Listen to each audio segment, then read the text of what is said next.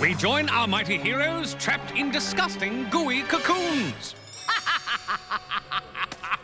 With the power of your suit, I will conquer the universe! Oh, great queen, pulsating, bloated, festering, sweaty, pus-filled, malformed slug for a butt. I don't think it's gonna fit you. Are you saying I'm fat? I'll make it fit! Now, destroy those filthy heroes! I feel strange, Jim. Me too. Something funny is going on inside this cocoon. Funny weird, I mean, not funny ha-ha. Freak show, man! And yet somehow groovy. What?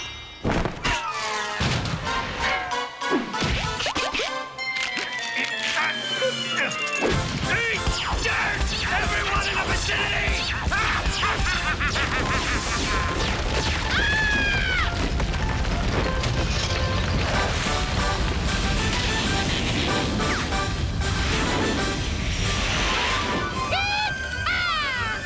Once again, villainy is rotting meat before the maggots of justice. Thanks for jamming that delightful image into my brain, Peter. Man, this suit really chafes my wings. But this butterfly thing should wear off soon. Oh, I hope not, Jim. For the first time in my life, I feel pretty. Earthworm Jim, The soil he did crawl, Earthworm Jim, a super suit did fall. Jim was just a dirt-eating, chewy length of worm flesh, but all that came to a crashing end. Earthworm Jim, He's such a groovy guy. Earthworm Jim, He rockets through the sky, cruising through the universe, having lots of fun. Here comes Earthworm Jim, you know that he's a mighty one. Look out!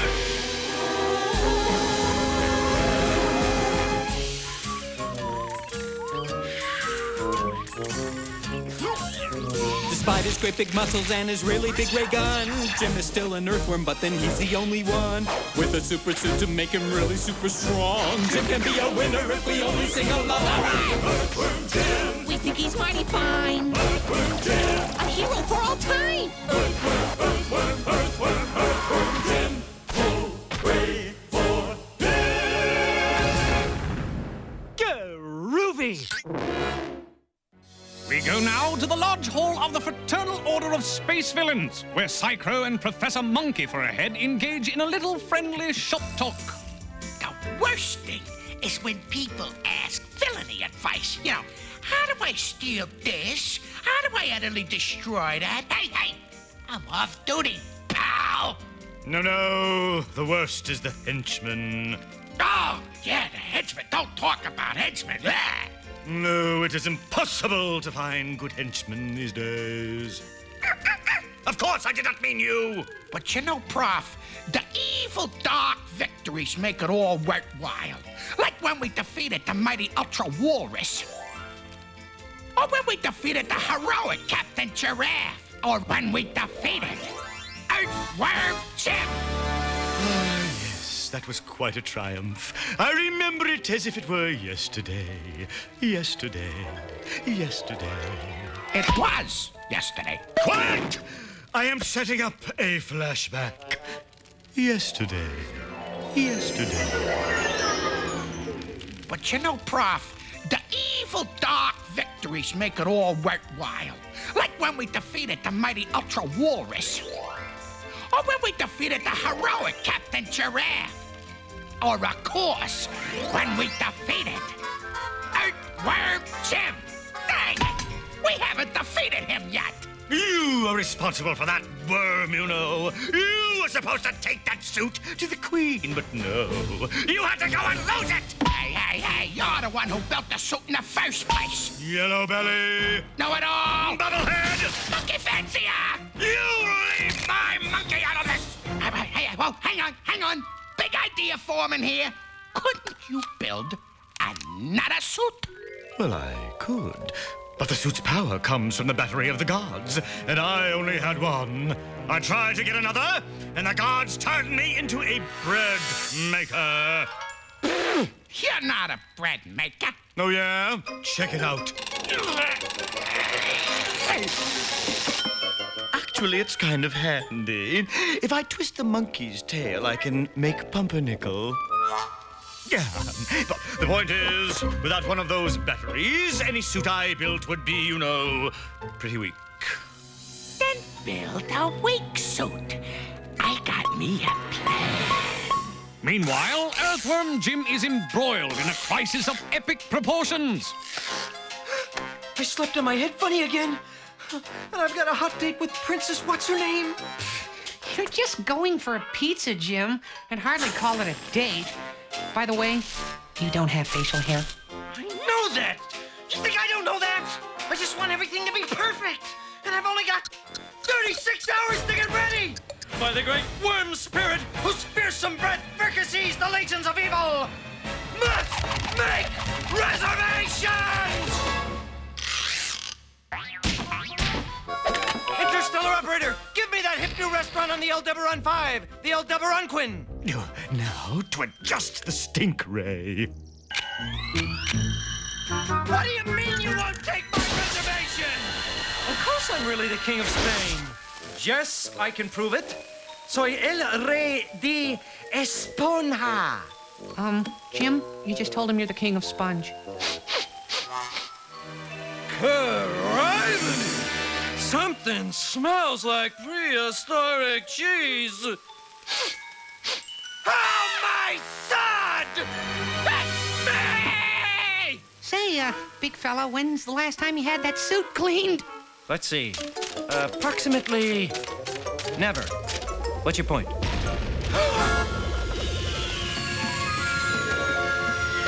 A dry cleaners! How convenient! Doesn't it look kind of, odd? Not at all. This style is popular with young postmodern architects. Spaceship moderne, they call it. Very cutting edge. Howdy, partner. Yee-haw! That suit o' yourn smells like a dern polecat it do. I reckons I could clean it for you all, partner.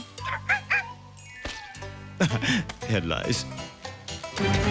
Clean and press, please. And be quick about it, my parasite-laden fellow. Smells as fresh and clean as a country road. Obviously, you've never been in the country. Does the term horse apples mean anything to you? You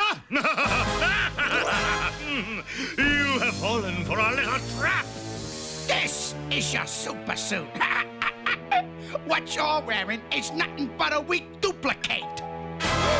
Eat dirt, nefarious! Whoa.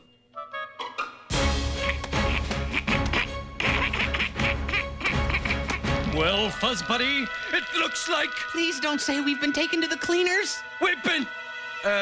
well, never mind then. On the distant planet Heck, Evil the Cat is preparing to destroy the universe. Oh, sorry, my mistake. He's just watching TV.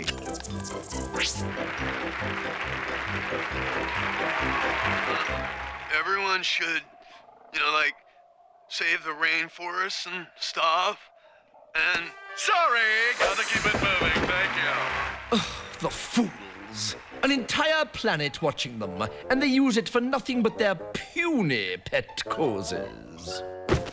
With that much power, think of the evil I could do. Let chaos reign! Demolish the cities! Destroy the world! Say no, there's a fresh idea. Yes, I shall go to Hollywood and become a movie star.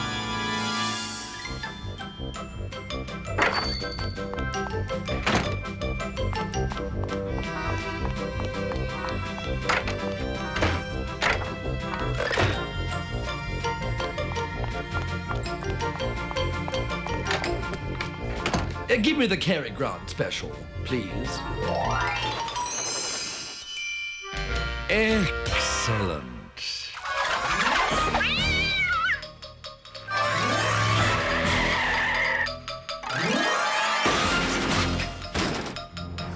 And the award for Best Supporting Animal goes to Evil T-Cat!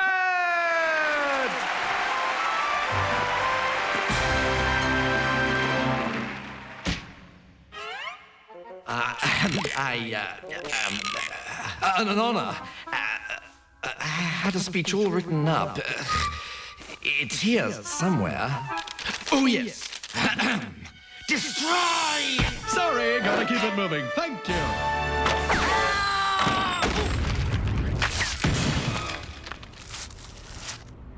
Well, that's showbiz.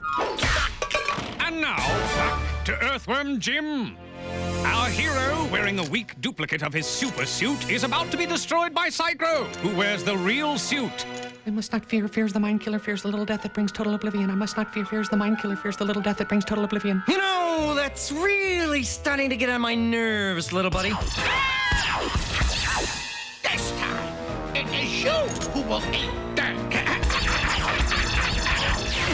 Whoa! Leaping out of the way isn't as easy as it used to be. That is because you now have only the strength of an ordinary person. Correction, an ordinary, really big person. Now, time to flee! Oh, now, that's a cheap shot! Hey, let's play campfire. You could be the weenie.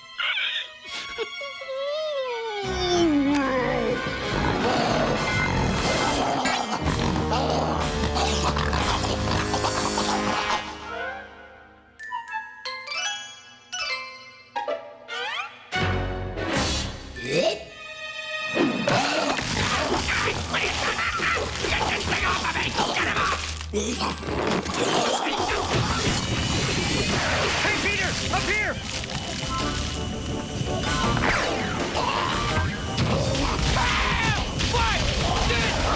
After them! Forget it, I gotta hose off. That worm's no threat without the suit anyway. Now, come on. It's time to conquer the universe! Oh, man, this suit smells like something died in it. Later, in Jim's secret HQ, our bold hero conceives a plan to defeat the villains. I must have superpowers! Luckily, these reference materials have shown me how to get them. Jim, those are my comic books. So, are you suggesting they are less than completely factual? No, I just don't want you to wreck them. And so Jim tries every way of getting superpowers he can find in the comic books. He tries getting trapped in the core of a nuclear reactor. So, can you shoot energy bolts from your eyes now? No, but I got a nasty rash on my head. And check this out. Neato! He tries getting bitten by a radioactive flea.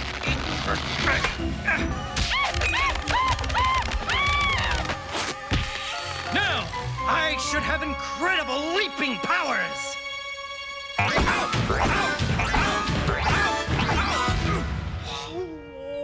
This mutation stinks.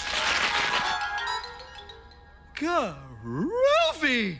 Meanwhile, the Professor and Psycho prepare to conquer the universe. You know, we always say we will conquer the universe when we get the suit. But now that we have it, how the heck do you conquer a big thing like that? Simple.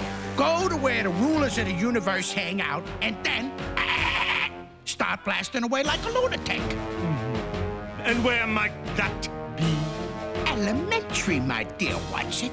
That hip new restaurant, the Aldebaranquin. No, it's not your turn to wear the suit. In a last-ditch effort to gain superpowers, Jim flies into the heart of a terrible cosmic storm. Jim, remember how I told you the amazing cosmic weasel got his powers by flying into a cosmic storm? Well, you know, it's such a funny thing. The cosmic storm was actually where he met his horrible flesh-searing doom. Isn't that funny?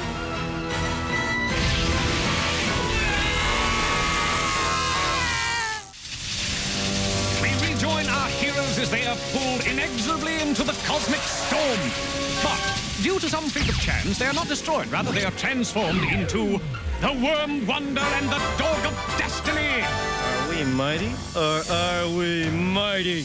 Come, Dog of Destiny, let us save the universe! You got it, Worm Wonder.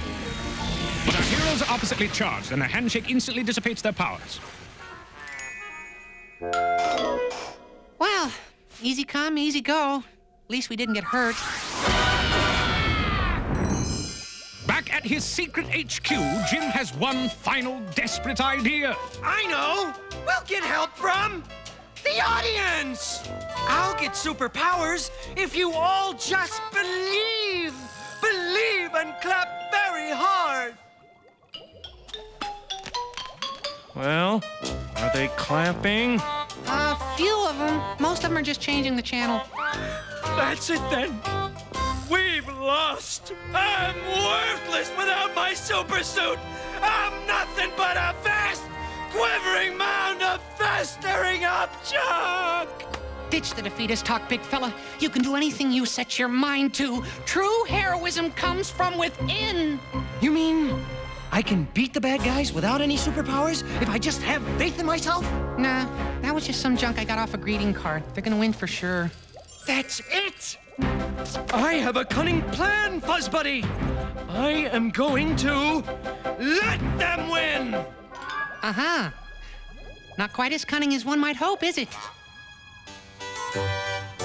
So sorry, we have no reservation for a Professor Monkey for a head or a Psychro. Why'd you say so? Right this way.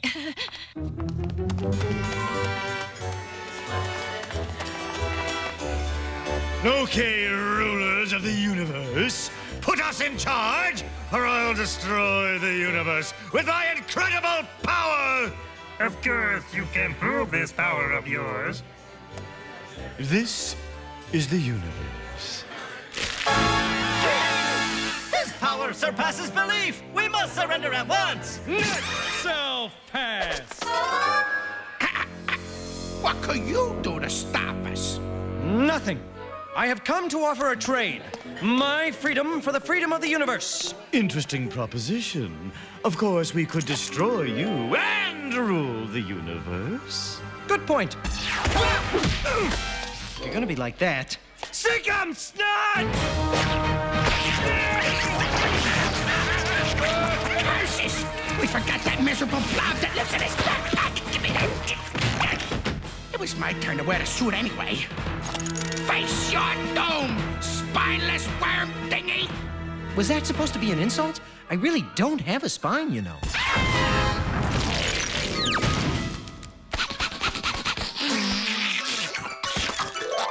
You're gonna be just another trophy on the wall, worm! Hey, is there a taxidermist in the house? I'm a taxidermist. Stuff this worm's head and mount it on a plaque. Ah, yes, that was quite a victory. And now we rule the universe with the power of the suit. Okay, I got it figured out. You get the suit Monday, Wednesday, and Friday, and I get it Tuesday, Thursday, and Saturday. Oh, really? Who gets it Sunday? Well, it was my plan, so... Pardon me, but I need it this Sunday. My folks are in town. No way! Sunday, I'm wearing it to the big dance. I tell you, I had to shut up. You don't get to wear it at all, chimp for brains. You cannot talk to my monkey like that! Back in the suit and ready to rock! Let me introduce your taxidermist, Peter Puppy! He's gonna squish us up something fierce, ain't he? Abso-stinkin-doodly. Eat dirt, nefarious suit thieves!